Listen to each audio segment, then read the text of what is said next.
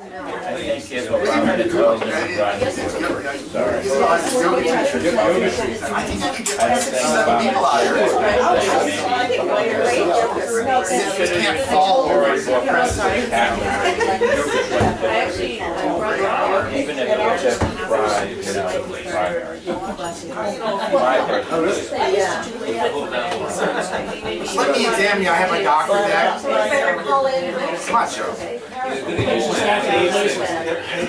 Ink it up and then Yeah, what Dr. Zimmermann. I I actually posted on portraits of everything in the background. I have a just to show a little scared of You know what I've done?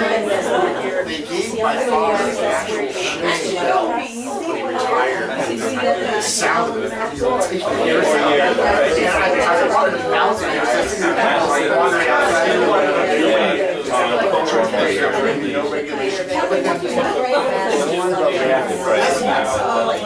this thing here? This is a full frame. There's a second frame that comes up from that, and that catches it. Someplace like Georgia, I'll tell you what. Welcome. Greetings Take care. as we enter the age of Trump. No. The Trump era, TE, Trump era, we have, everybody has to have the T sewn onto their shirt by next week, right? What a week. We should, though, pause over the loss of Leonard Cohen, who was a favorite of mine.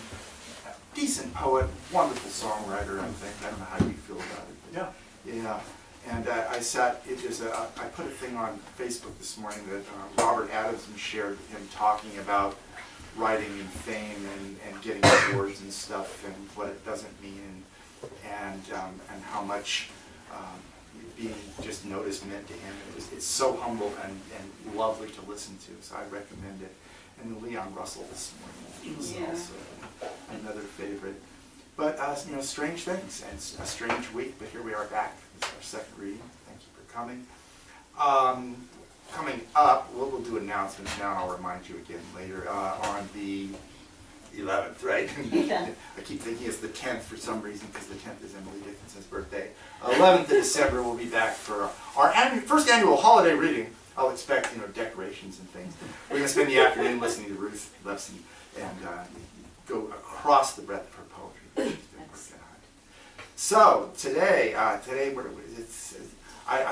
used to say it when I was doing word of mouth that I got the feeling like I was Sammy Davis Jr., where everybody, these are my friends, But these two people that are reading today are my friends, and we're going to start with Ros Zimmermann.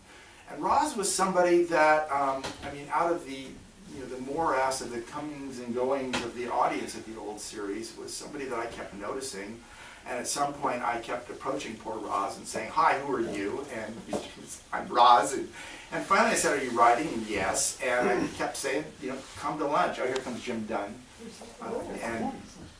And I repeatedly asked her to come to lunch, and all of a sudden everything sort of folded up, and word of mouth was, gone in the breath of I walked in one day and they told me it was all over, and that was it for the whole kit and caboodle there. We went out with Clark Coolidge and David Meltzer and Tina Meltzer and doing jazz.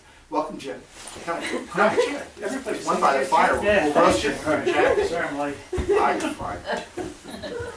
And I was kind of distraught over not sure what to do, and then as one does, you start to wonder what the hell did all this mean that I was doing all this stuff. And all of a sudden, floated up in the mail was a note from Mrs. Zimmermann, which I thank you for again. That just said, "I'm going to miss this," and it was one of those little things that I cling on to that meant a world. Well, time passed. We finally had lunch, and finally she started showing me poems, which I was just deeply, deeply taken by. And they had the notice that I would have laid onto her as a projection of what I was seeing her do at all the different readings with different people at the series. It wasn't like she was coming for one specific group of people. She was coming for everything that she could get herself to. And you can feel this, I can feel this in the work that you've showed me. And it's a wonderful poetry that is blossoming out. She's been publishing in magazines. I think she's got something coming with you and in the bucket that's coming up. And so it's going to be wonderful to finally have you here to read. Please do it. Great, Welcome. great musician too. Indeed, yes.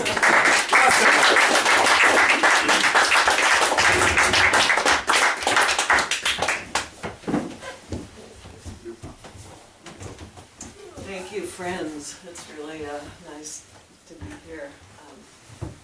I'm honored to be part of this new vision that is this room and this space and this community. And I'm really moved, especially after this week. It's just been so hard. And I'm sorry if my poems are, the thread is in somewhat obviously discernible and being chosen in relation to how I feel this week. But I'm just glad to be here. And, so thank you. I'm going to start with a elegy to Janis Ritsos called Day's End.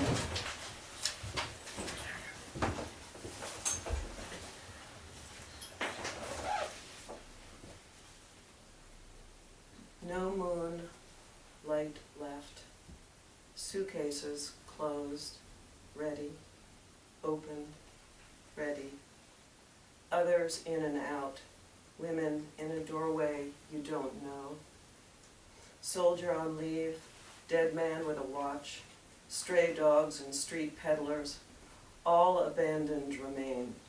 You look on sweepings of charred moth wings, a red blanket, lottery tickets tossed in water, little details of rust and rot on the sea's shores. These still lives and general things, boats, windows, are the messengers and materials that are and are not to be taken from the landscape you sought to change.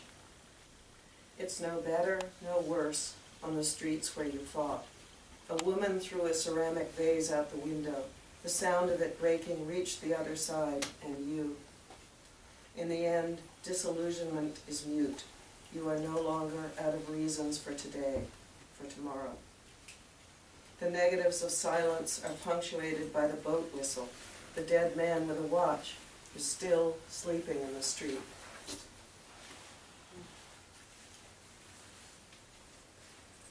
Come to arms. I will not give up my doves of iron for flight or inclination, but keep them here, held in rust and seeming solidity of bird that doesn't resist away, our way, because they're birds I made them not to hold because there is no peace, and peace is not a word to iron wars, not a thing without war, is not a war that doesn't come to arms. So I will give these up, these hardened flights, compound weights I fancy holding just to get a handle.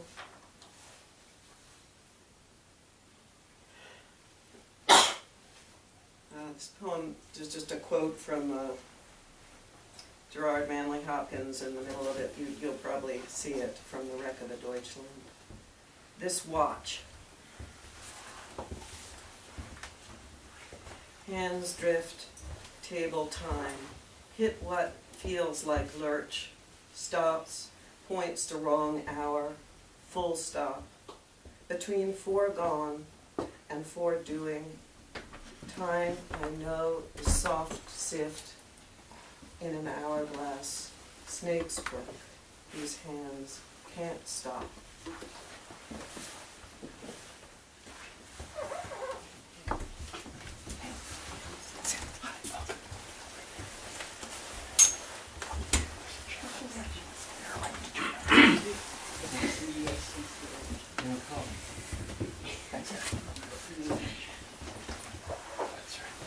Now, about the time that I met Michael, I was writing things like this. It's a visual poem, and it really has it doesn't need to be read in any particular order, so I usually just read it in one order. And it's called Depending on Light.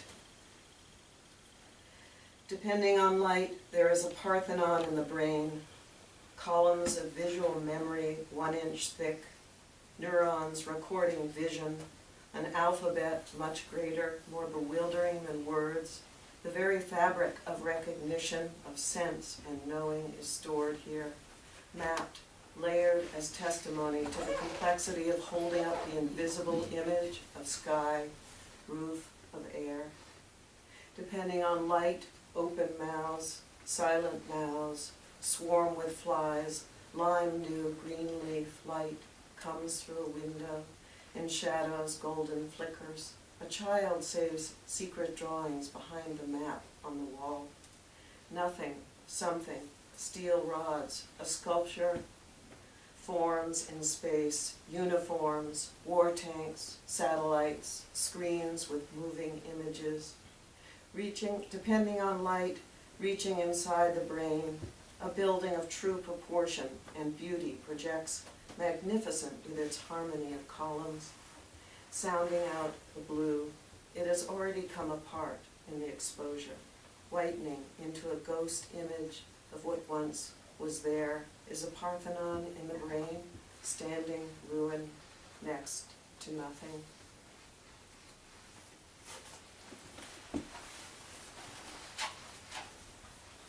Jenga said, make brick and burn us, build us, city, tower, whose may reach into its collapse.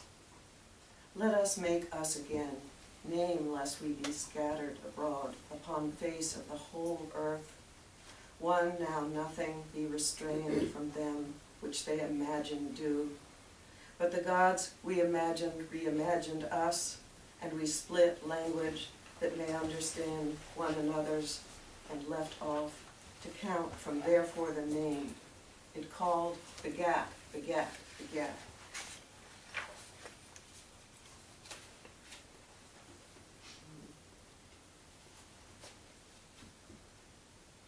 Eclatter is this poem's a made-up word. There's a bilingual poem, which I feel like reading because of all the xenophobia at the moment. I don't think you need to know anything other than that a heron is a great blue heron and serpent is a snake. Éclater. Il y a des gaietés d'un grand éclat. Juste là-bas, tu dis, l'héron est juste là-bas par l'eau. There, near water. Regardez, il danse pour toi. Look how for you. Voir bouger sa queue en arrière. To see grace, si gracieux, vraiment merveilleux. The great blue moves. Il danse, regardez a refinement of shift. Ah non, ce n'est pas pour moi, dis-moi. Regardez un peu plus près. C'est un snake. Look there, dans sa bouche. Quel est le mot pour ça? C'est le serpent qui tenant un brin d'herbe pour la vie chère. It hangs on for life, wrapped in a knot around a blade of grass, un node. Il résistait le héron, and I am, ici écrivant, no translator of pain, la peur de la douleur avant de mourir, only regarding to démouler son sujet, the struggle, qui ne veut pas se laisser aller, to avaler en entière.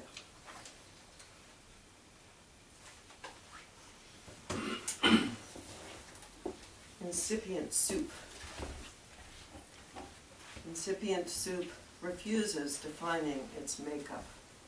Instead, fishy fettle, fog, murky water, stirred silt, a green light filtered through interstices finds its way down in beams of bouncing particles, saying, go ahead, swim in this swim.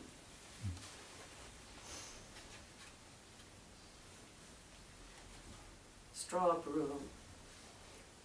If meaning is necessary, insert it.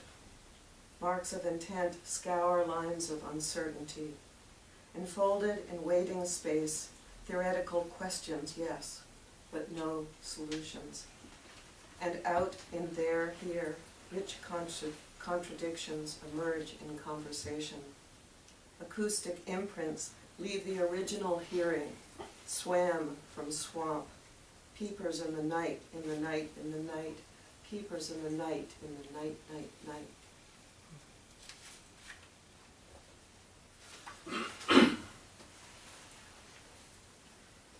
Compost Revolution, Bastille Day 2012. This is written during the Arab Spring. How we stir, how we dispose of refuse. What are we if not transformed, if not what we make of ourselves?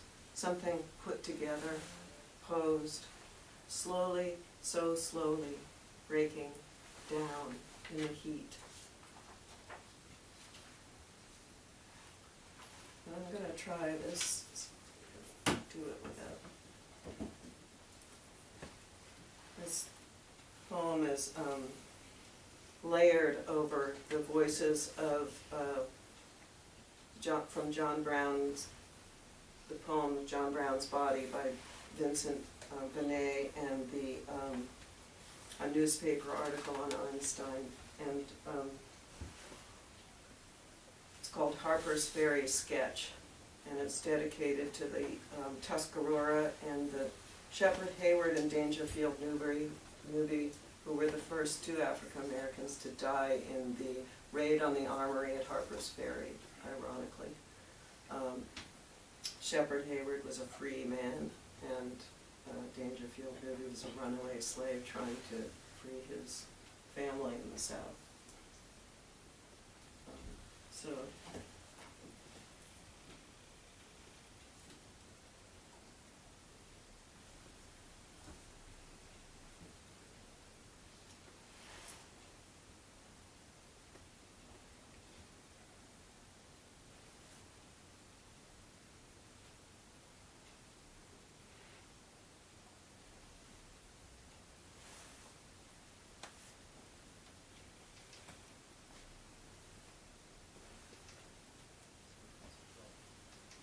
Sometimes the earth is torn by something blind. On one hand, we curve the fabric.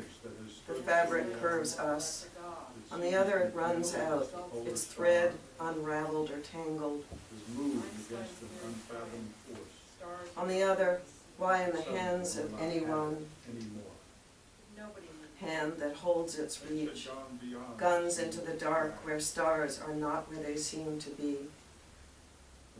Targets imagined and insisted upon, and despite a mass of vultures troubled overhead, shadow the heights now as then, and below the current trains drive a new bridge toward the same tunnel, where a line of pylons, stone islands now, grow trees and shrubs on slipping rock, flag a ghost train crossing the conflux, memories that lie hid where these rivers meet in a Y.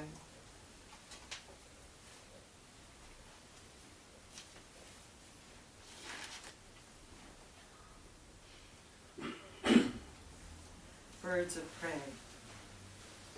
Birds of prey that come back in search of you, ones you don't want, ones you do. Birds that are birding submissions in you. These are the ones not identified in the guide. Birds after other birds that devour your prey. Your prey to these, the ones you can't name, you can't call off the gaming there, in your dark, diving on the wing, and under, taken in as if mind were a nest to perch for these hunters in the open.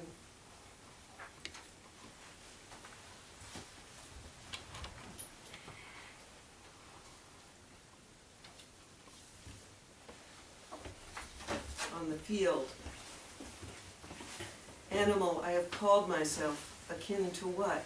Nature I've crossed out, I remove and seek the edge of.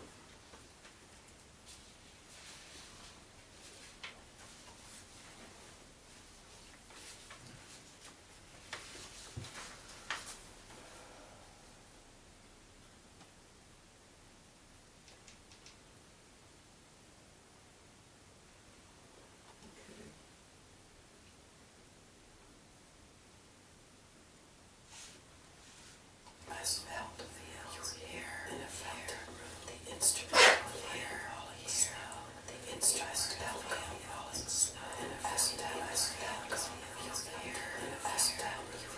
trot right across the open, a northern cardinal swerved up to land, light in pine.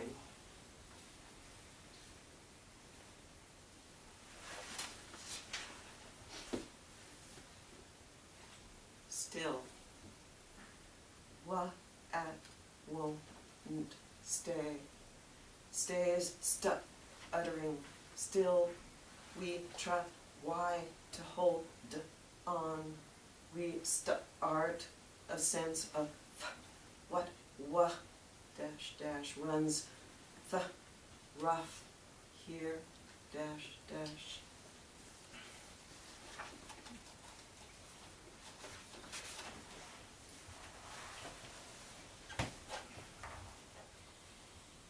Hard to set right. When you say it wrong, it drives it right out of mind. When you say it right, it seems like there is no other version. It is it, like being between a rock and a had place, had to tell how you got there, this insert, this foray, residence for resonance. This mistake, this slip, inadvertent, it becomes a new verse of sense. Possibly, you can't say better left unsaid.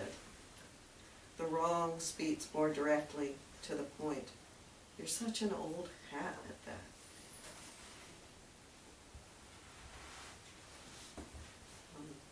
I think I'll end with this poem. It's called Fidelity to Add Language, A-D with a D in parentheses. Here's my next big idea, best supported by delicate handling. Science in a world that isn't an abstract chart or graph. I live and breathe and am a statistic of savoring, a moment more than words. I could be a believer in a new language that lasts a lifetime. Isn't it time I love something available, 100% American made, in the age of innovation? I'm bound to be read. I don't have to suffer in isolation. As there are important things to remember, an all-new escape, my passport to using my passport. Don't wait, I won't wait. You could say I wrote the book on saving people, moved by propellers, moved by intelligence, American-made acts as a bellwether, exclusive offer, find me for free. Did I ask to be close to Central Park Zoo? And find my inner Monet, Prozacs making connections? Sure, boats ultimately move more boats. Ask myself if my rate of connection needs change. In the watch is eternal elegance, in its most timeless form. And in the cancer, I'm there to save more than my life. By pushing, I'm changing the way of what's the big idea. That small space has big rewards. The science of what's possible, dancing. What do I want after now, this minute?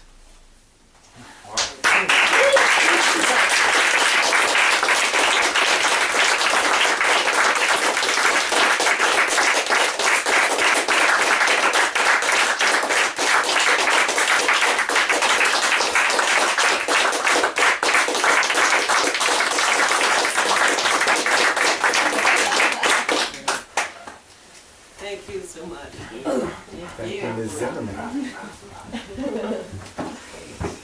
We're trapped now. I'm trapped in here in this beautiful circle. Nice thank you.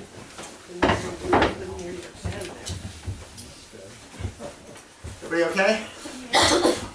Would you turn around and the door to the wood stove, just push it and push the handle down to close it completely? There you go. Thank you. That'll tone it down a little bit so we don't end up in a sweat lodge. Thank you, Ros, for our helping. Wonderful. So I've been, for days now, trying to figure out how to introduce Mr. Edward Barrett. Hold on. Best introduction ever.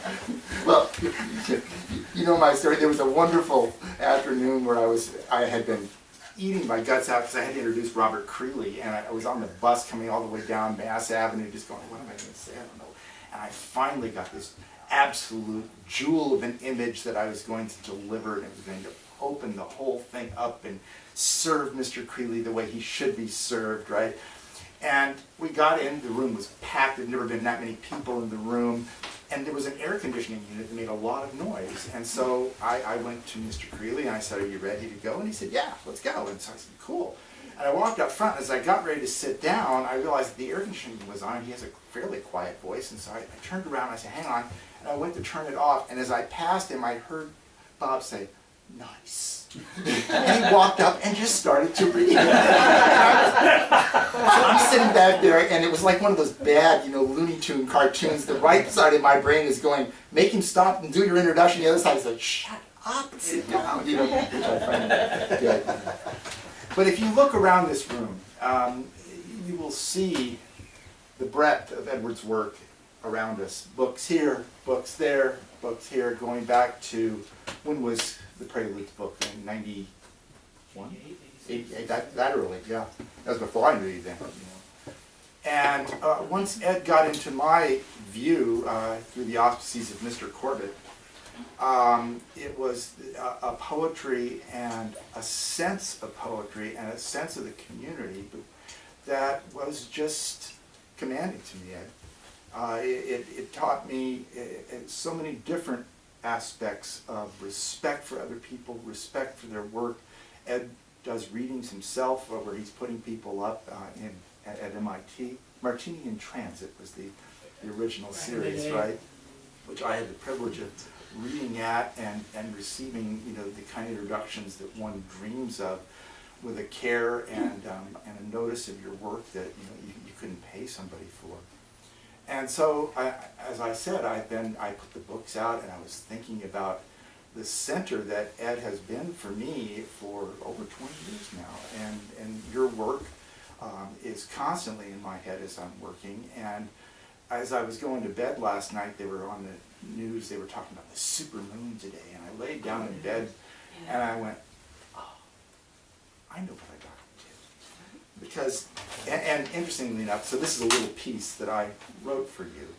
And when I went to find it, I was like searching with the word Ed and Barrett, and I can't tell you how many different poems came up that you were either in or they're dedicated to you. But this one is more than for you. Ed, wouldn't it be something if the street we were walking on, or perhaps I should say the page, just to maintain the illusion of accuracy and authorship. These days one just can't be too careful, so many people, so easy to offend and so on. So wouldn't it be great, in that way, as when your daughter was reading Melville, or when my friend Charlotte Silver, then 11, asked me what I thought Emily Dickinson meant in a poem that she, Charlotte, recited to me from memory at Merrill Golden's wedding, sighing that there was nobody there to talk poetry with. And there I was, all puffed up and realizing that this 11-year-old likely knew more about Dickinson than I did, or if not now or again, then timeline, sequence, authority, and so on. She will, when my age, at least if she keeps reading and returning, have an intimacy that only the years release. So, wouldn't it be great if you and I, some night walking down this street that I am on, could take these pages in this journal and just rip them out, one after the other, and make a street, lay them right down in front of us for a change. Poetry, too often an act of leaving behind what was at the time before you.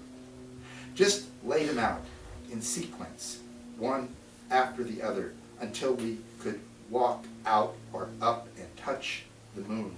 Maybe give her a slap on the side. Wouldn't it, Ed? Wouldn't it really be something, in that way? Edward Barrett.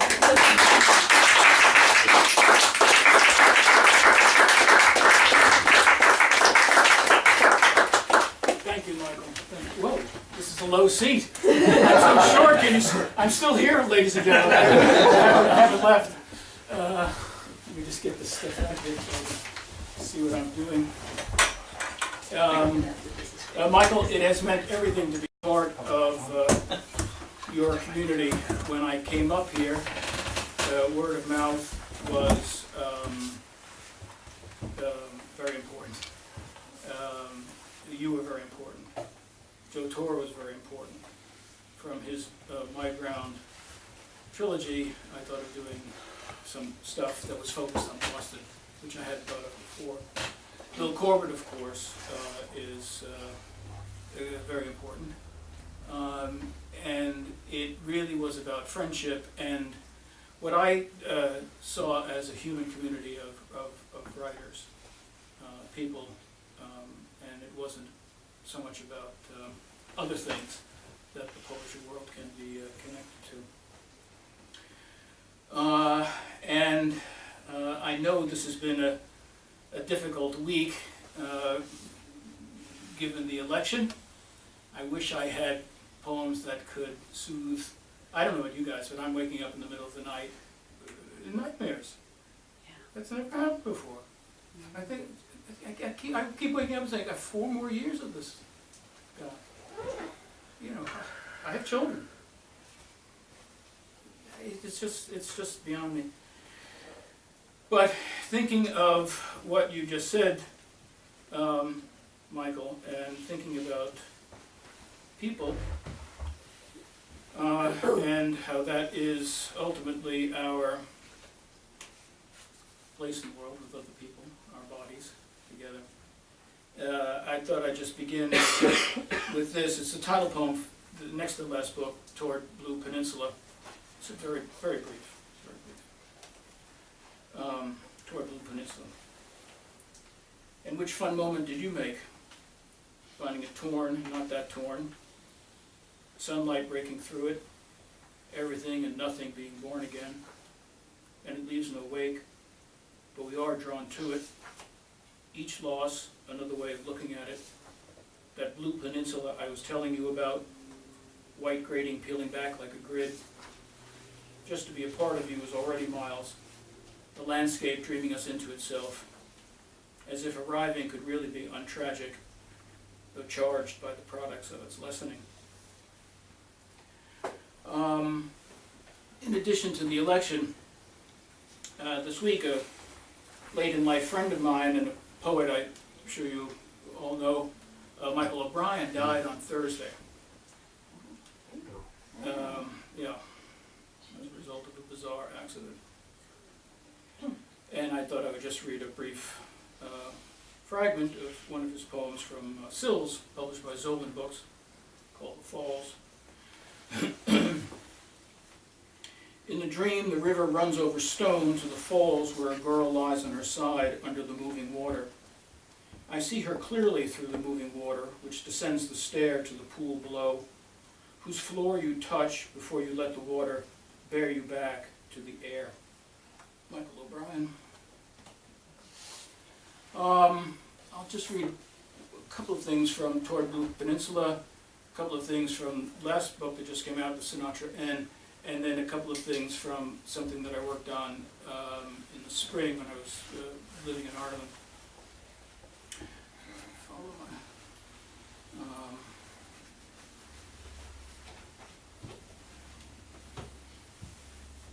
This is in honor of a place where Michael, Joe, Bill, I, Fanny, others have met. I used to meet Bill every Friday for a drink for the past 25 years. It's amazing. Message from Bill.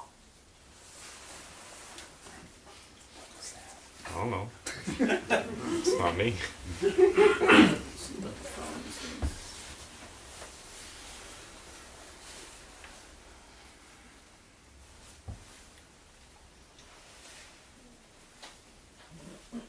Here it is. It's called Cocktail Napkin Sonnets. They're very short sonnets, very short lines, but they are 14 lines, for what that's worth. Talking religion at Grafton Street, chocolatey Guinness and martinis, Not chocolate martinis, which are real killers, ourselves alone, and God is great. Sandwiches are delicious to the body. Sandwiches are delicious. The body is delicious to the soul, which we cannot see or feel, and know as we know a lady pushing a stroller at New Center 5. God sees it all at once. Okay, fine. But maybe we've got an edge who see it playing out one at a time. Fenway Park, Big Poppy, and everyone reaching up for the ball. At New Center 5, you either have it or you don't. And what if you could connect a movie? You'll probably think about it over time, but now there's no time to think or act like you are more than this.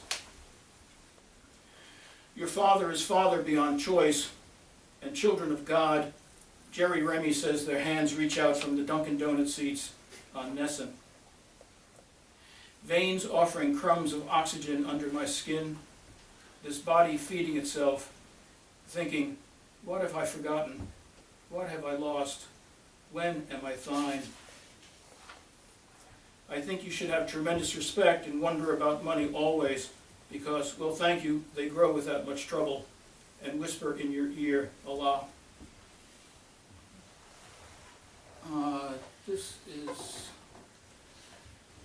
I've probably gotten out of the habit of writing individual poems, and they tend to be book length, something or others.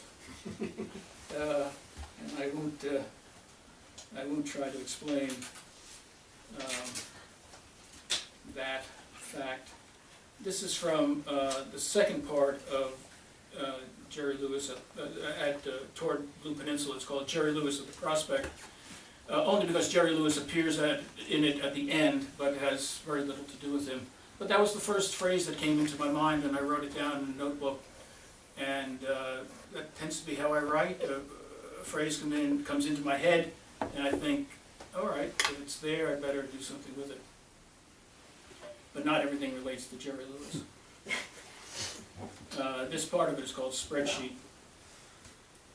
But they get their due. We might round off numbers to sense their sum.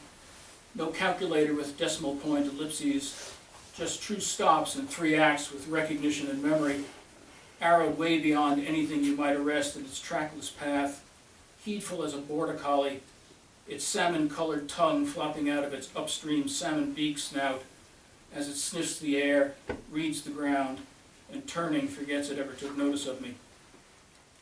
The calamity of treasures never held much appeal. What did I learn beyond the truth? Now it's for you. Okay, I might reply, drawing out the A sound like I was asking a question, like, and I'm supposed to do what exactly? I suppose I could say I could move on from this, knowing what I discovered. But what's fairly useless in the moment of recognition is what tends to endure. The naturally unfit parts of things I already knew held their value.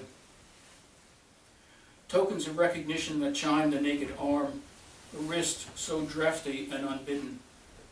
There it is, while something else collapses of its own weight out of sight of this one. Personalized volition or fate for that, why don't you? And while you're at it, here's an Excel spreadsheet hived with raw data.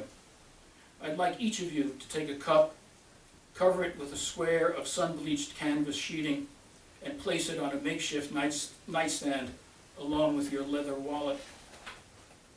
A chain of events, each link the size of a border collie running on ahead to acquire the appended anchor in whose memory thick canvas sails belled out above the harbor like fine lace scarves drawn around that missing face. And where did it get you under that banner? Bring me a map made out of straw, and if you touch it with the tip of your finger and it begins to burn until no bit of it remains, then I'll believe you. Then I'll knot a kerchief round my neck and take my oilskin jacket and wallet and clap you on the back as we climb, shoulder to shoulder, up the gangplank.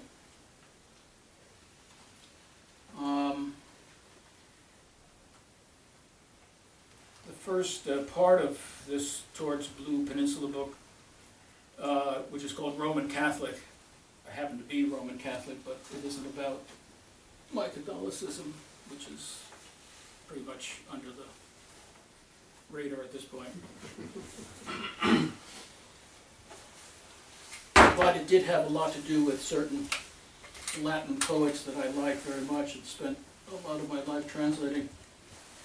And I find them, particularly in our current moment in history, troublesome because they tend to be Virgil and Horace, and they're praising people who are creating an empire.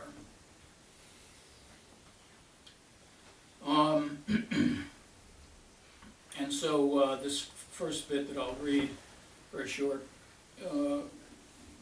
has something to do with the Aeneid, but really not much. I tend to look at something and then say, okay, hi, how are you, and then move on. Probably has something to do with our dear friend Trump, because the title is Vor, V-O-R, which is Russian slang for chief thief. Shelter on a foreign coast. A cardinal law that the body, invisible, struggling in a wide shot, where Belt Parkway from Gravesend to Dead Horse Inlet moors and unmoors an evening in South Brooklyn. E.g., how the Russian mob runs their acquired wisdom on the lush counts of their own exile. Annunciation blue claw crabs clinging to a piling poised for fish heads, washed off a blood-grained gutting table into Sheepshead Bay's polluted tides, a fixed relationship to filth, thought, reliance. The Meminisian moment will be a capsized hull converted into an open-plan Italian restaurant, its zinc bar giving onto a dining room with red-checked linen on tables made from timber salvaged off of other shipwrecks. Sea spray on cars parked along Emmons Avenue. The ocean, which was not established on a whim, as FBI Director William Gavin said of his Russian squad in Brighton Beach. Character and fate, local tides he will not allow to gain a foothold as Italian-American families did. As if it were a foothold, these waves, this ocean, gains or enters into a world of appearances, which a good Catholic like Director Gavin learned are species of immortal, unconditional truth drifting through us in our stolen identities.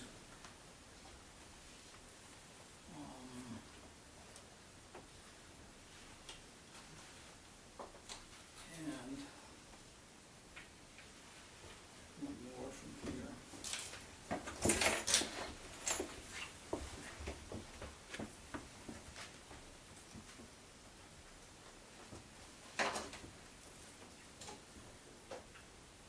No, that is it. That is it. Learn to read my own writing. This, we'll move over to the most recent book, the Sinatra N. Again, it was a title comes just because I was listening to some Sinatra late songs and noticing how he sang, and I decided, I wrote down the Sinatra N, and the rest just kind of came. It has an awful lot to do with the Boston Marathon bombing, although not in explicitly descriptive ways, but that was really the trigger for it. The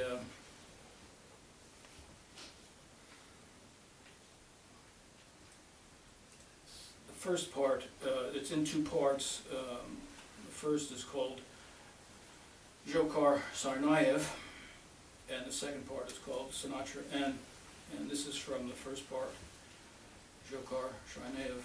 It has an epigraph from Yeats, I seem to be reading a lot of, and the epigraph is, "A ghost lover he was, and may have grown more arrogant being a ghost." This is called Eye Level, very short. In it, it has phrases taken from the opening statement by Judy Clark, his lead defense lawyer, as they were reported in the New York Times. They're just a couple of words, and on the page, you can see the quotation marks. Hearing it, you can't, so maybe I'll just hold up my hand like this, it'll mean, and it really is like 4 words, so it's not like my hand's gonna be up here a whole lot. And it's in 4 short parts. And the first part is Federal Courthouse, Boston. There's little to dispute. No words, no grammar of endings translating the big cries. The body, to uncarry itself, and lived as a naturalized citizen in a state of grace, interested in girls and cars and spending time on Facebook, all abundance and removed from thought and language. This chain of events, each link in a series of senseless, misguided acts, big as a barking dog's head that cannot change or withdraw once it enters the ground. Unbearable grief and loss and pain, pleading their case for insufficiency, felt in the blood and felt along the heart. Spit curl waves engraved upon the bronze forehead of an idea in sandals and weaponry. 2. Tide line. A gannet's beak or syringe diving into the ocean.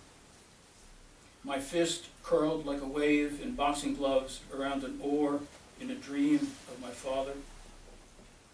Low tide pilings studded with mussels in their Caravaggio onyx visors. My arm across his back, ivory laces looped around my wrist. To find yourself near an ocean. A dream on heaven's trackless waves, most loving blue and white, lapping at your feet. Each laugh measured against something pure, swift as a bird. Simple faith licensed to take the meanings that we love. 3. Boston Harbor.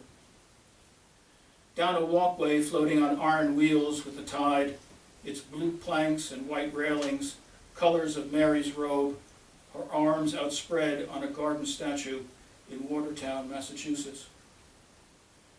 Waves flare off a center console hull juiced by twin 150 horsepower silver Honda outboard engines belling out across Massachusetts Bay, full of grace and the fruit of design software.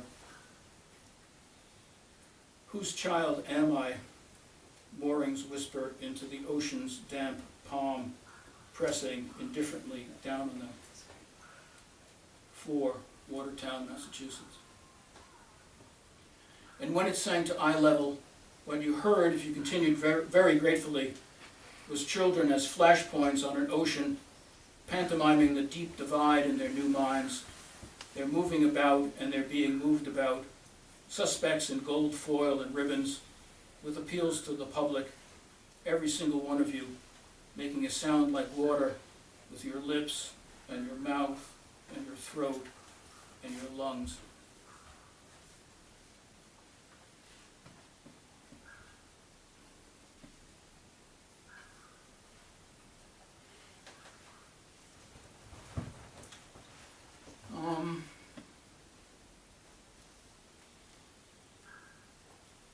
Guess I could.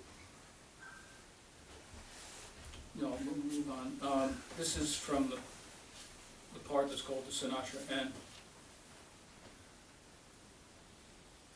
It too has an epigraph.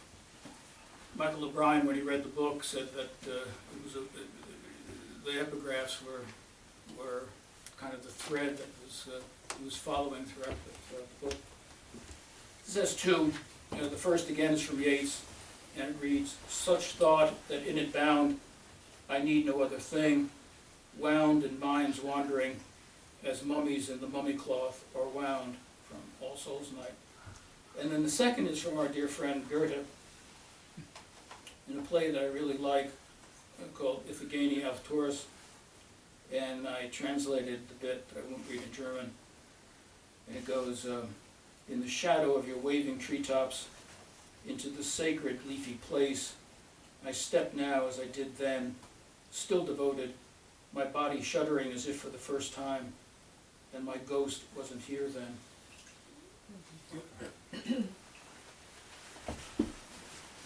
So this, it's in a lot of different parts, and this part's called the short. This part is called desire, expectation, ignorance, necessity. Late in his career, because he couldn't hold the note, Sinatra pressed down hard on words ending in N or D, like and. He'd find them in the line before the end verse. It was a weird moment, the song suspended and thinking, something flawed, unsingable, let in. The body fails and we fail in it. The body dies and we die along. Losing faith is a hard thing. Finding faith is a hard thing too. Maybe faith makes life open up. Maybe something new yet recognizable and expected because desired and hoped for is revealed. Maybe you become a kind of detective who won't accept a trackless world unmeaning or innocent when there's so much you think you're onto. He'd slide off the N into the final word in the lyric. Suave and natural is a line in Latin by Horace, justifying how things turned out for Rome, the Rat Pack at the Sands in concert, transforming a bolus of veal and martinis into a star-studded chemical night. Sometimes I think about what being religious is like, a body imparlant with God. All paradise local, your loosely threaded carriage through a crowd caught on security cameras. Underground streams that plank our drifting world, water tables beneath Boston, sump pumps in the basement, motorboat in the backyard covered in canvas until spring, bodily fluids, the body's largesse, life-giving and baneful, licking and being licked, dog tongue waves of desire, expectation, ignorance, necessity, revelation that doesn't require emergency surgery.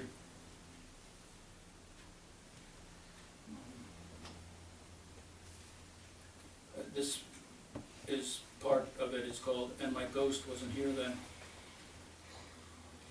A needle on a vinyl record unwinds a voice inside your head, what you wanted, what you needed to tell yourself, and in it bound, you didn't need no other thing, as mummies in the mummy cloth are wound.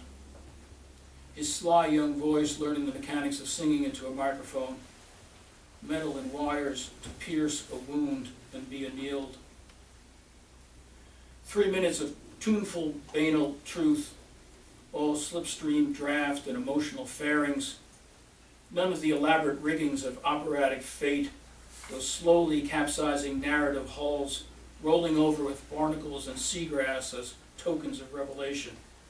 Brother, sister, and now that we've all been transfigured, what's left is revenge slaughter, which awakens the stepdog who once innocently sniffed around your crotch, now eternal dog bounty hunter, whose sleeve chain tattoo gets yanked by the less dismal, yet usually not around until later benign ones, who, we must have forgotten, were implicated in all this to begin with, and whose intercession now offers redemption as an operating system.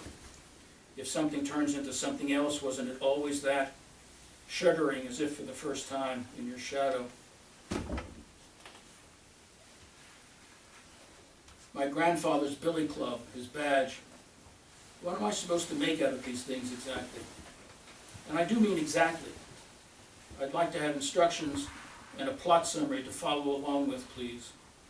At least a song somewhere down the line to tell me what'll I do, even if it whispers, you'll never know if you don't know now. These are simple objects. I'm an object. Fingerprints, DNA, burrs all golden on the gown of being. They belong to me, and I am theirs. To what end? In what angle of all the security cameras facing dumbly, saintly down Boylston Street do I appear and disappear? And then finally from this, the last bit called, after a drink of water,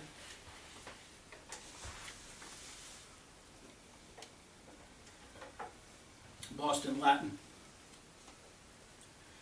an LNG tanker heading up Boston Harbor to offload in Everett.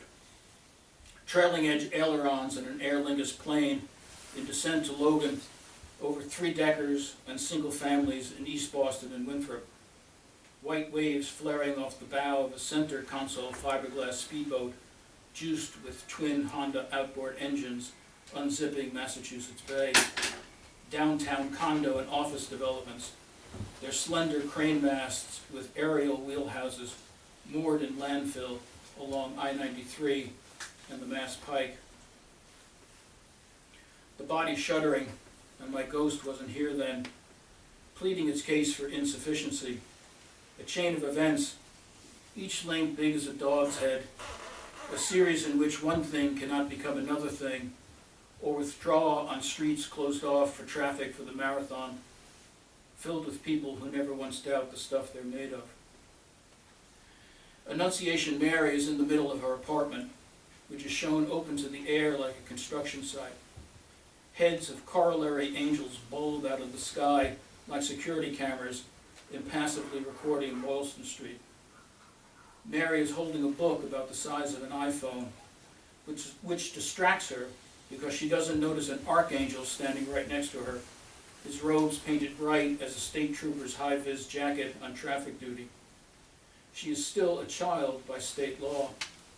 A ray like a syringe pierces her body, targeted, precise as an MRI at Mass General.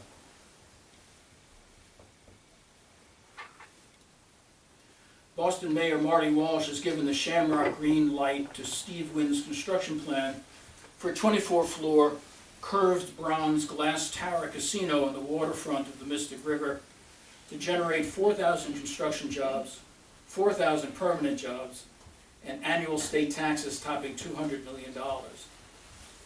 Design plans show a building sculpted like a sail facing Boston Harbor, a deal that carries with it a specified list of improvements, such as recalibrating traffic signals for easy sailing through the chronic traffic woes of Sullivan Square to harbor in a dream of Las Vegas, where now a waste facility takes in sludge from across the city. The body to uncarry itself, to live as a naturalized citizen in a state of grace, like crystals ripening in a desert waste, a ghost border between Cambridge and Alston, floating somewhere on the surface of the Charles River like a condom.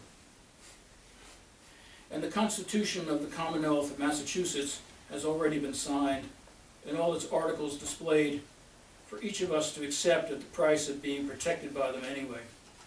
It's Boston and it's still winter. Laws that state we have a natural right to be what we have always been sound astonishingly true like oracles, promising, as gods do in oracles, one thing we think, when really we learn in exile something else. Well, at least we were able to talk with them, I suppose you could say, in Latin. And it translates back into you, sifting through you, a daily tide of going out for things and coming back in, the whole astute mess stepping disabused onto the street again. And then I'd like to conclude with some poems that I wrote this spring. I live in Dunquin on the far west coast of Ireland, and a neighbor got a grant to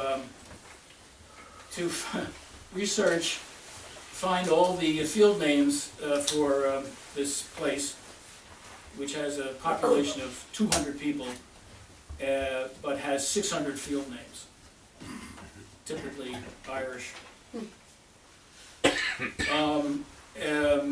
And I did a collaboration with an Irish poet, Anya Moynihan.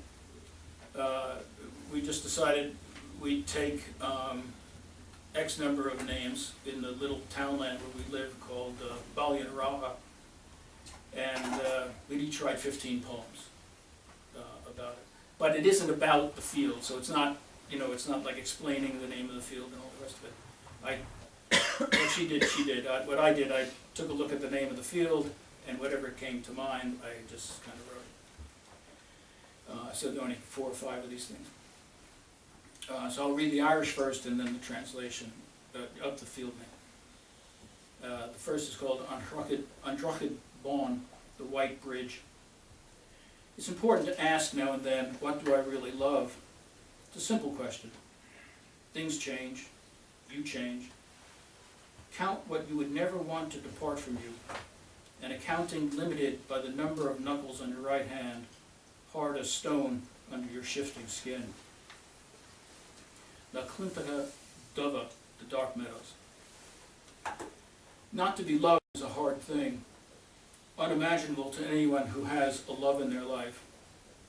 Hard not ever to have shared a nature, your nature, distinct from capital N nature, the once in a lifetime you, maybe not the best of, but certainly what you feel and therefore know to be the only of all possible worlds. Your world, your day-to-day life and labor, and the hilarity, for lack of a better word, you feel sometimes when it's like you're on a boat in a following sea, waves traveling in the same direction you are, the staggering liquor of life digging you in and under. On Mukhan, underground passage. I was looking at the ocean over this patchwork quilt of fields. It was late winter, and ocean night was flooding the fields, a colder night than I expected, and I slid my body under my patchwork quilt, shuddering at the touch of cold sheets, my body a bit of turf, its slow dark radiance, and the ocean dreaming me into itself. Tobar Chulak, natural well. Not entire of it, not entire of myself, something temporary for something permanent, a tongue underground of water. And finally, Kalog on Galana, narrow field of the glen. Drawn on a map, these fields look like a sheet of postage stamps lying flat in a kitchen drawer you've opened looking for a pair of scissors or loose string. Or they're C5 envelopes, not the self-sealing or peel and seal kind, but the kind you lick with the tip of your tongue, the last place the soul leaves the body when you die. Thank you.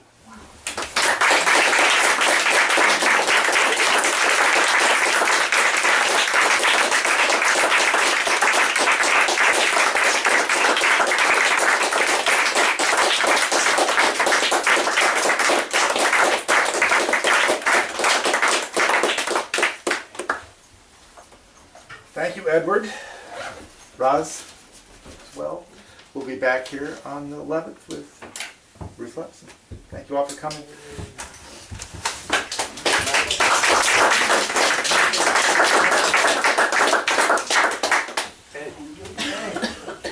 Oh, by the way, there is bread and wine and soda water and coffee on the board over there. Please help yourself. Some cheese and chips.